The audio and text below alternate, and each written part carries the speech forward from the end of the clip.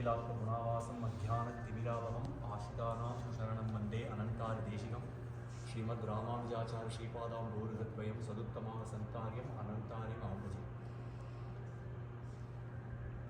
கொஞ்ச நாளைக்கு முன்னாடி வந்திருக்கும்போது ஆச்சரியமாக நாச்சியார் திருக்குறள் சாத்தியிருந்தார் பெருமாள். அங்கிருந்து இப்போது இன்றைக்கு கொஞ்சம் மாறி இது ஒரு ஆச்சரியமான திருக்குறள். இதுக்கு சுவாமி நியமித்தார். ஒரு 5 நிமிஷம் பெரியாழ்வார் ஒரு 10 பாசனங்கள் இருக்குது. அட்டுக்குடி சொத்து பருப்பதவும் அப்படின்னு தொடங்கக்கூடிய ஒரு பாசனம். ஒரு பாசனமே கோவர்தனம் என்னும் கொட்டக்குடையன்னு முடியும். அந்த கோவர்தனத்தை அந்த மலையை பெருமாள் எடுத்து தாங்கியதை பற்றி ஆச்சரியமாக 10 பாசனங்கள் பெரியாழ்வார் பாடி. அந்த கோவர்தன மலையை ஒரு கொடையாக காண்பிக்கிறார் ஆழ்வார்.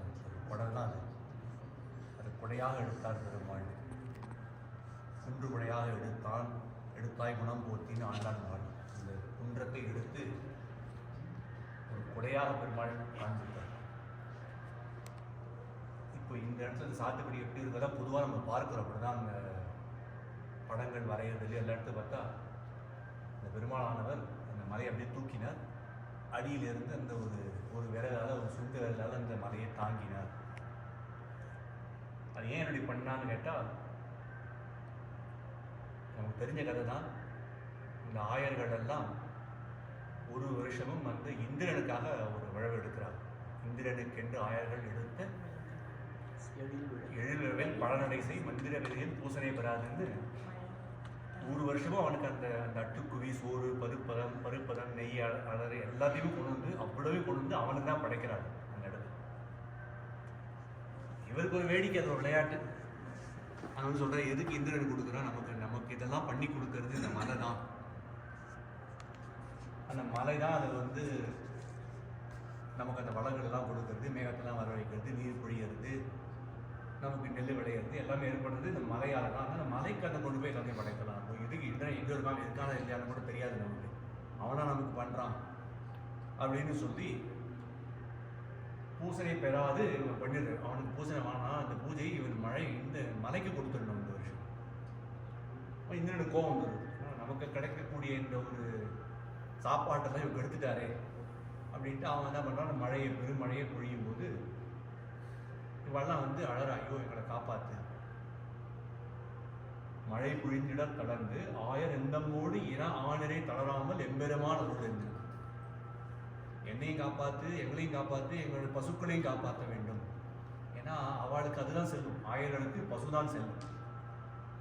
ஒரு பேங்கர் எடுத்துன்னா அவனுக்கு பணம் தான் செல்லும். அந்தனர் மாட்டு அங்கி வைத்த மந்திரத்தின்னு அந்தனர்களுக்கு மாடு தான் செல்லும். அந்தனர்களுக்கு எது மாடுனா மந்திரம் தான் செல்வம். அந்தனர்களுக்கு மந்திரம் தான் செல்வம். இந்த கத்திரியனுக்கு அவனுக்கு வில்லு வாள் அம்பா அதெல்லாம் தான் செல்வம். வைசியனுக்கு இந்த பொருட்கள் பணம் இதெல்லாம் தான் செல்வம். ஆயர்களுக்கு பசுதான் செல்வம். எங்களையும் அந்த பசுக்களையும் காப்பாற்ற வேண்டும்னு சொல்லும்போது பெருமாள் அந்த மலையே தூக்கி காப்பாற்றினார். என்ன ஆச்சரியம்னா, ஏதோ ஒரு புஜபல பராக்கிரமசாலியான ஒரு மனுஷனாலே பண்ண முடியாத காரியம் இது. ஏதோ வளர்ந்த மனுஷனா வச்சுக்கலாம். அவனாலே செய்யக்கூட முடியாத காரியம்னா இவர் ஒரு சின்ன குழந்தை தான் பெருமாள். அந்த சமயத்தில்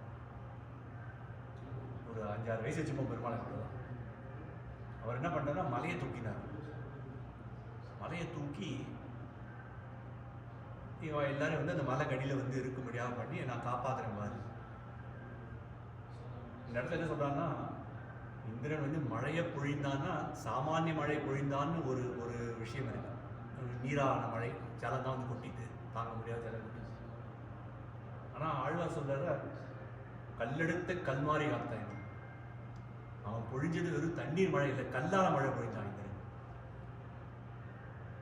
அப்போ அந்த கற்களாலான மழை நம்ம இந்த ஊர்ல பாக்குறோம் இல்லையா, அந்த ஐஸ் கட்டில விழுறது, அந்த மாதிரி அந்த காலத்துல அவன் கல்லை கொண்டு மழையா பொழிஞ்சான். அதுதான் சொல்ற கல்லெடுத்து கல்மாரி காத்தான். அது மலையா சொல்லல ஆழ்வார். ஒரு கல்லுங்கிறது அவன் கல் மழை கொண்டு கொட்டினா இவர் ஒரு கல் எடுத்தார். அந்த கல் எடுத்து அதையே அம்பரலா வச்சா காப்பாத்தினார். பட்டர் சொன்ன அந்த இடத்துல கல்மாரி பொழியவே கல் எடுத்து காப்பாத்தினா, மழையா பொழிஞ்சதுன்னா கடல் எடுத்து காப்பாத்திருப்பாரு.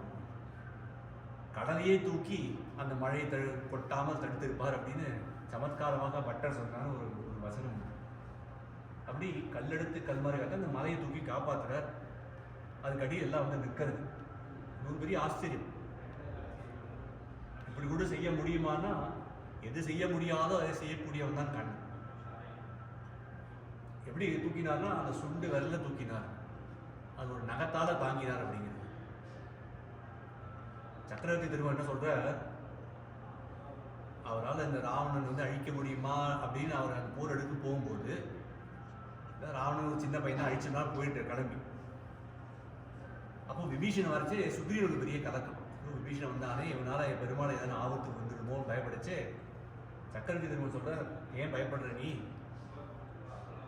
நான் நினைத்தேனாயில் யக்ஷர்கள் கந்தர்வர்கள் எல்லாரையுமே இவனுடைய ஒரு விரல் நகத்தால் அழுத்தி கொண்டுடுவேன்.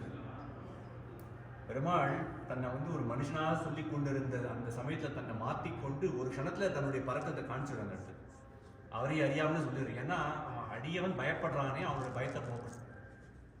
நீ பயப்படாதான், எனக்கு எவ்வளவு சக்தி இருக்குன்னா இவ்வளவு சக்தி இருக்குன்னு தன்னுடைய அந்த மனுஷத்த தன்மையை மாறிக்கொண்டு தன்னுடைய அந்த சுப்ரீம் பவர் சொல்ற அதை காமிச்சிடுறாங்க அடுத்த பெருமாள்.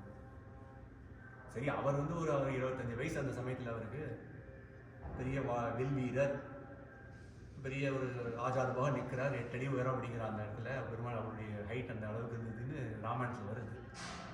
அப்படி புஜபல பராக்கிரமம் கூட அவர் இருக்கார். இவர் வந்து சின்ன பாலகன், குழந்தை கிருஷ்ணன்.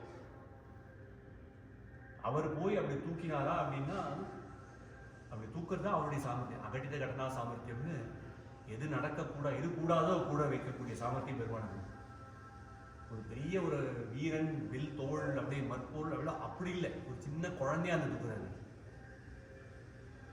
அப்படி தூக்கும்போது இப்படி ஒரு நம்ம ஒரு டிஸ்கிரிப்ஷன், அதாவது மலை இப்படி இருக்கு, அடியிலேருந்து ஒரு சுண்டு வரலாறு தூக்கினார் பெருமான், அது ஒரு டிஸ்கிரிப்ஷன். இந்த அட்டுக்குவி சோத்து பருவதத்தில் ஆழ்வார் வேற மாதிரி ஒரு டிஸ்கிரிப்ஷன் கொடுக்குறாங்க. செப்பாருடைய திருமாலவந்தன் செந்தாமரை கை விரல் 5 கப்பாக கொடுத்து மணி நெடுந்தோள் காம்பாக கொடுத்த மலை. இப்போ நினைச்சு பார்க்கணும், ஒரு அம்பர்லா இருக்குன்னா ஒரு ஒரு கம்பு இருக்கும், அது கீழே அந்த ஒரு இப்படி வரும் முடிவு. அவர் கப்புன்றார், அது இங்கிலீஷ் கப்பு மாதிரி தான் இருக்கு, கப்பா இருக்காது, அதுக்கு மேல அந்த அம்பர்லா இருக்கு. நம்ம என்ன நினைக்கிறோம், இப்படி தூக்கினா பெருமாள் காமிக்கிறோம். இவர் சொல்றாரு இல்ல, பெருமாள் இப்படி தூக்கினார். அந்த 5 விரலும் அந்த கீழே அந்த கப்பு மாதிரி இருக்கு, அது மேல மலை இருக்கு, அந்த கையிலேருந்து தோல் வரைக்கும் அதான் காணும். அப்படிதான் பெருமாள் தூக்கினார் அப்படின்னு ஒரு ஆச்சரியமான வர்ணனை காமிக்கிறார். இன்னொரு இடத்துல வேற ஆழ்வார் எப்படி காமிக்கிறாங்கன்னா, மலை இப்படி தூக்கல, பெருமாள் தலைகீழா தூக்கிட்டாரு. அதுதான் பரலா மாதிரி இருந்தது. தலைகீழா தூக்கினா மலை இப்படி ஆயிடுச்சு. அந்த மலை தலைகீழா தூக்கினா அப்படியும் ஒரு வர்ணனை இருக்கு. அப்படி பண்ணும்போது என்ன ஆச்சரியம், 7 நாள் தூக்கினார் நம்ம. 7 நாள் அந்த மலையை தாங்கிட்டு அந்த மழை நிற்கிற வரையும் காப்பாற்றினார் எல்லாரும் சொல்லும்போது, அதே இடத்துல ஆழ்வார் ரொம்ப ஆச்சரியமாக காமிக்கிற, அந்த திருமாலவன் அவன் தூக்கும்போது கொடியேறு செந்தாமரை கைவிரங்கள் கோலம் அழிந்தில வாடித்தில் வடிவேறு திருவுகள் நொந்துமில்லை சொன்ன அந்த நகத்தால தாங்கினார். அந்த நகம் கூட வருத்தம் ஏற்படல. நம்ம நினைச்சு பார்க்கணும், ஒரு 5 பவுண்டு வெயிட் கொடுக்கணும், 10 பவுண்டு வெயிட் கொடுக்கணும், தூக்கி பிடிச்சிடாங்க. என்ன 10 பவுண்ட் தான் தூக்கிடும் கிடுக்கிடுன்னு. சரி, 1 நிமிஷம் 2 நிமிஷம் 5 நிமிஷம் 10 நிமிஷம் ஆனால் வைக்க முடியல, தூக்க முடியுது. அந்த தோடெல்லாம் வெளியாயிருது, உடனே கையெல்லாம் வெளிக்கிறது, உடம்பெல்லாம் வெளிக்கிறது. அப்படின்னா ஒரு நாள் 1 மணி நேரம் இல்லை, அரை மணி நேரம் இல்லை, ஒரு நாள் இல்லை, 7 நாள் தாங்கினாங்க. அப்படி தாங்கும் போது என்னன்னா கொஞ்சம் கூட மாறலை. கொடியேறி செந்தாமரை கைவரங்கள் கோலமும் விழுந்தில்லை. அந்த கோலம் தான் ஒரு வடிவ அழகு இருக்கு பத்தி, அந்த வடிவோட கொஞ்சம் கூட மாற்றமே இல்லை. அந்த ஒரு புகழ்சன் தான் இஷ்வா வந்து பெருமான சொல்ற, நகத்தால் அழிச்சிடுவேன், எல்லா தானவர்கள் எல்லாத்தையுமே அழிச்சிடுவேன், நகத்தால் அழித்து கொள்வேன். இவர் நகத்தாலே தாங்குற, அந்த நகம் கூட நொந்தும் இல்லை, அந்த நகத்துல கூட ஒரு வலி கூட ஏற்படாது. அப்படின்னா என்ன சொல்ற, சம்பிரதம்ங்கிற மணிவண்ணன் மலையும், இந்த மலையை தூக்கினானே இந்த மணிவண்ணன், இது ஒரு சம்பிரதம். சம்பிரதம்னா இந்திரஜாலம், இது ஒரு மேஜிக். அப்படிதான் ஒரு மேஜிக்காக தூக்கிட்டார். ஒரு அசால்ட்டாக அப்படி தூக்கினா சொல்கிறேன் இல்லையா, கொஞ்சம் கூட ஒரு கஷ்டமே இல்லாமல் தூக்கினார்ல. தூக்கி 7 நாள் அதை வச்சுட்டு இருந்தார். கொஞ்சம் கூட அவர் மாற்றம் ஏற்படலை. ஒன்றுமே கஷ்டமே இல்லாமல் ஏதோ முதல் நாள் எப்படி தூக்கினாரோ, அந்த ஃபஸ்ட்டு செகண்ட் எப்படி தூக்கினாரோ, எப்படி இருந்தாரோ அப்படிதான் 7 நாள் அப்படிதான் இருக்காரு. அப்படி அந்த பெருமாள் இருந்தார்னா அது ஒரு சம்பிரதம். உடனே இந்திரஜாலமா அப்படின்னா உண்மையிலேயே பெருமாள் தூக்கலையா அப்படின்னு கேட்டால் இல்லை தூக்கினார். அப்போதான் சொல்றார், அந்த பல்கணங்கள் மேக பல்கணங்கள்லாம் வந்து அந்த மேலே முன்னெத்தி நிறைக்குது அப்படின்னு அந்த மேலே அப்படியே ஜலம்லாம் கொட்டி வெளுத்த மேகங்கள்லாம் வந்து நெத்தியில் நிறைச்சா மாதிரி இருக்கு. நெத்தியில் நிற வந்துட்டு சொல்கிற மாதிரி அந்த மாதிரி நிறைச்சா மாதிரி இருக்கு. அப்படி இப்போ இந்த சாத்துக்குடி வந்து பார்த்தீங்கன்னா தான் முதல்ல கவனிச்சது, மேலே அந்த மேகங்கள்லாம் வரைஞ்சி வச்சிருக்காங்க. ஆழ்வார் என்ன வர்ணனை பண்ணாரோ அந்த வர்ணனை அப்படியே இங்கே இருக்கு. மலையை தூக்கினார், அது மேலே இருந்த முன்னெத்தி நிறைத்தாற் போல் மேகங்கள்லாம் கூடியிருக்கு அப்படின்னு அந்த வர்ணனை அது அப்படியே எங்கள் இடத்துல ஏற்பட்டுருக்குறாரு. அப்படி ஆச்சரியமாக பெருமாள் அந்த கோவர்தனமலை தாங்கினார்.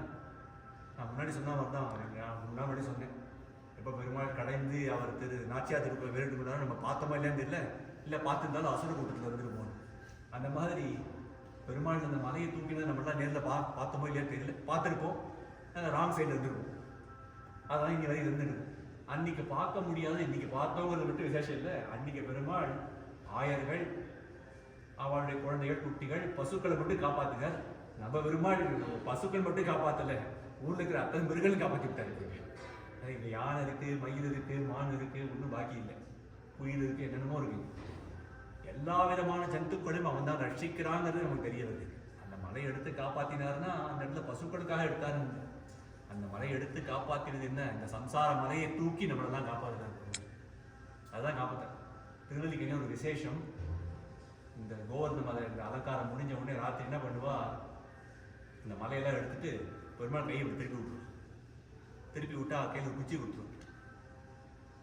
அவர் அந்த போட்மேன் சொல்றாரு, போட்மேனா மாதிரி அன்னைக்கு ராத்திரி மட்டும் பெருமாள் சம்சார சாகரத்தை வைகுந்தன் என்னும் தோணி கொண்டு பெறாத உலகில் என்னன்னு சொன்ன மாதிரி அவர் தான் காப்பாற்றணும், அவர் தான் தோணி, அவர் தான் போட்மேன் அப்படிங்கிறதுனால அந்த திருக்கோள் அன்னைக்கு ராத்திரி மட்டும் மாறும். அந்த திருவள்ளிக்கேணி கை வளைச்சி இப்படி குச்சி வச்சுட்டு பெருமாள் நின்றுருப்பார்.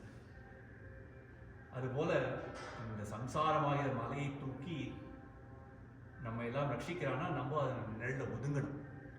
நான் ஒதுங்க மாட்டேன்னு வெளியில் இருந்தால் அடிச்சுன்னு போயிடும். யார் யாரெல்லாம் ஒதுங்கினார்களோ அன்று அவர்கள் ரட்சிக்கப்பட்டார்கள், இன்றளவும் நம்மை பெருமாள் ரட்சிக்கிறான் அப்படிங்கிறத அவர் அந்த ஆழ்வாருடைய பாசனங்கள் அற்புதமாக காமிக்கிறது. இந்த இடத்துல சாத்துப்படியே பட்டர் நமக்காக இன்னைக்கு ஏற்பாடு பண்ணி கொடுத்ததுனால அந்த சாத்துப்படியும் சேவிக்கும் விசேஷ பாக்கியம் நமக்கு இன்னைக்கு கிடைத்தது. 5 நிமிஷம் சொன்னால் வழக்கமாக 10 நிமிஷம் ஆகிட்டேன்னு நினைக்கிறேன். நான் இப்போ முடிச்சுக்கிறேன். சுவாமி இன்னும் 2 வார்த்தை சேர்ப்பான்னு நினைக்கிறேன்.